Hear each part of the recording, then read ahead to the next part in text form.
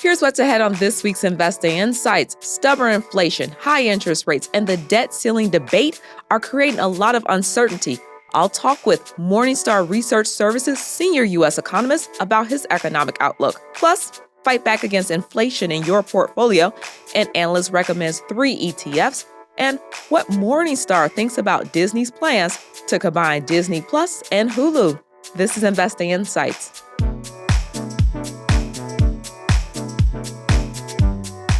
Welcome to Investing Insights. I'm your host, Ivana Hampton. Let's get started with a look at the Morningstar headlines.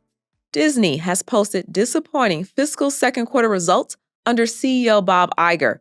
The entertainment giant's parks delivered another impressive showing, and streaming losses continue to shrink. However, Disney Plus lost 4 million subscribers worldwide, while Hulu saw modest gains. The direct-to-consumer segment appears on track to turn a profit by the end of fiscal 2024. Morningstar thinks Disney needs to bring in more customers and drive stronger top-line growth to replace revenue from declining pay TV bundles.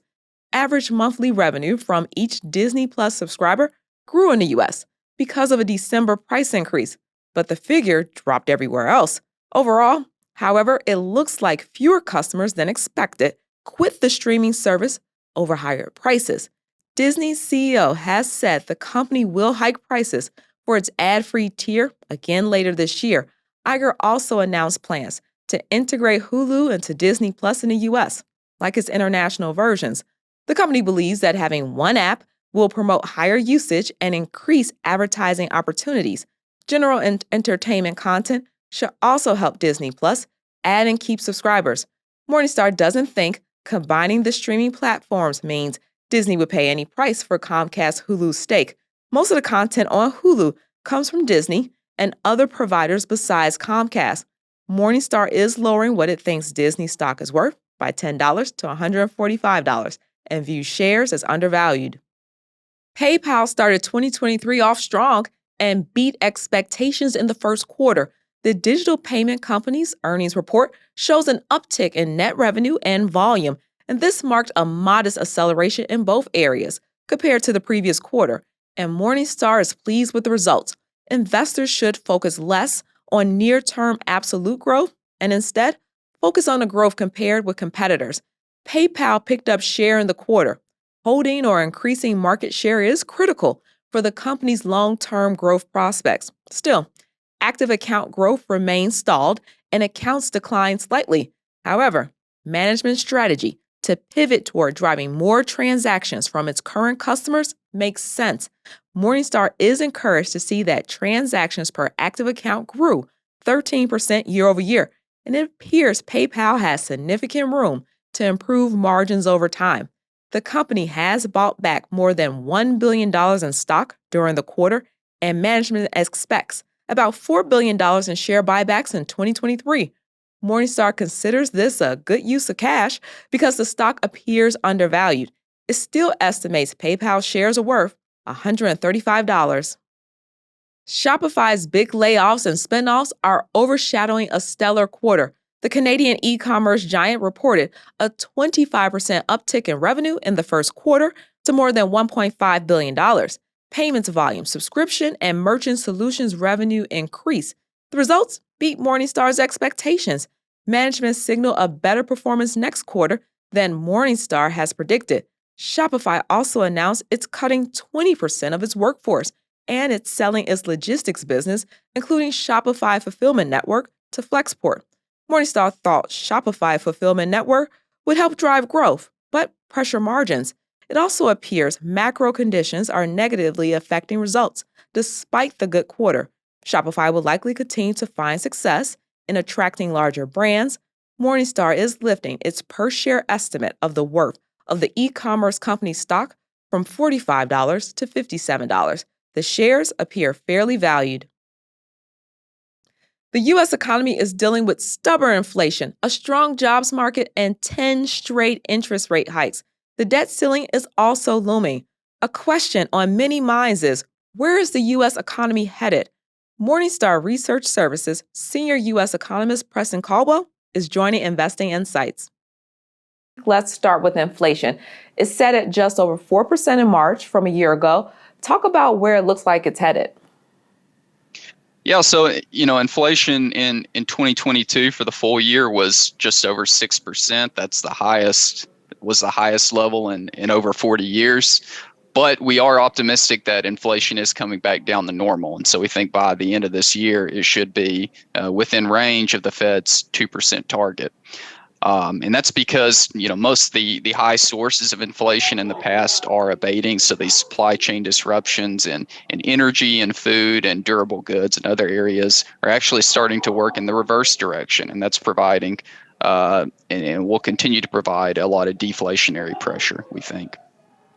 All right. Well, the Fed has raised interest rates 10 times in a row to fight inflation. What are your thoughts on whether we're headed toward an 11th hike or a pause? We do think there's going to be a pause. Now, some people have speculated whether the Fed could start cutting rates very soon because of what's going on in the banking sector. We don't think that's going to happen, but we do think that by the end of this year, as inflation gets under control, the Fed will start to cut rates around December of this year in order to get the economy moving again. And then we expect those rate cuts to proceed aggressively in 2024 and 2025, with the Fed funds rate coming ultimately down below 2% compared to about 5% today.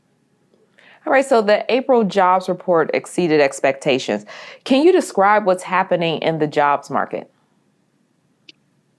Yeah, so it's a bit of a paradox right now because the rate of economic growth has been slowing, and jobs have been growth has been slowing as well, but not as much as one would have expected. And so over the last year, we've seen job growth outpace growth in real GDP, and that's abnormal. Normally, we have GDP growth slightly ahead of job growth, with the difference between the two being productivity. So employers are still in this mode of kind of rapidly hiring that they were in early on in the pandemic recovery. But that's going to change ultimately, because if employers don't shift gears and reduce their hiring, it will start to cut into profits. So we do expect job growth to slow over the course of this year. So let's talk about the debt ceiling debate. It's happening right now in Washington as we record this. Could you give a brief explainer of what the debt ceiling is and how it works?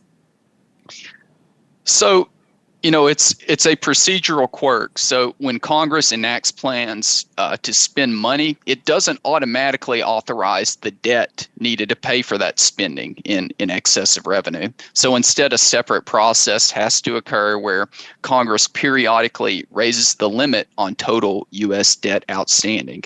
And for a long time, historically, this procedural quirk didn't cause much issue. It was neglected as an area of concern, but it's become a tool for partisan squabbling in recent decades, and the culpability goes to both sides of the political spectrum. And right now, we are imminently reaching the debt ceiling today, and so there's concern that as early as June, the U.S. could brush up against that ceiling. And at that point, we're not sure exactly what would happen, but the federal government would have to neglect to pay its bills or pay back its creditors. So that's obviously a major issue of concern for markets, given how unprecedented a default on U.S. government obligations would be. And you touched on what debt default would look like. Are there any other areas that people should be looking out for if that were to happen? So, frankly, I think nobody knows what the impact would be on markets and the economy if a default actually happened. If the government came to a deal immediately after a default and remediated the situation and made creditors whole, then perhaps markets would just shrug this off as a small technical issue. But there's a degree of self-fulfilling prophecy in terms of how bond markets assess the credibility, the creditworthiness of government debt. And so if this leads to a long-term loss in confidence in U.S. Treasuries, then that has a major deleterious implication for the U.S. economy. And finally, what kind of fallout will the recent bank failures have on the economy? Because people have been talking about that as well. So right now, it looks like it's going to be another contributor to slowing economic growth, but not a step change. Certainly not a 2008 style scenario. Based off of our analysis, including our banking equity research team, we think that the issues that have brought down Silicon Valley Bank and First Republic and the other banks that have failed remain fairly contained. Those are idiosyncratic issues that affected those banks that made their, among other things, made their deposit bases especially risky, and isn't a harbinger of broader weakness or broader panic in the banking sector.